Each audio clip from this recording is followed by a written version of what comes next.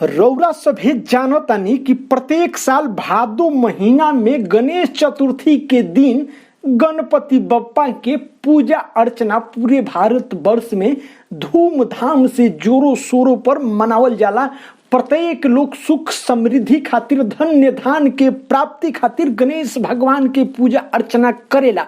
जी हाँ, भोजपुरी इंडस्ट्री से एगो ऐसा ही खबर निकल के आ रहल बा। रोड़ा से बता रहल बानी कि भोजपुरी इंडस्ट्री के क्वीन एक्ट्रेस कहाए वाली अभिनेत्री अंजना सिंह जी भी अपना मुंबई स्थित आवास पर गणेश भगवान के पूजा अर्चना काफी जोरों शोरों से कर रहल बारी। अंजना सिंह जी अपना बेटी आदिति मिश्रा उर्फ लाडो के साथे तस्वीर में साफ सुथरा नजर में दिख रहल बारी गणेश भगवान के यानी गणपति बप्पा के पूजा अर्चना करत। जी हाँ, अरोड़ा सब ई न्यूज खबर भोजपुरी स्पीड न्यूज के माध्यम से सुन और देख रहल बानी।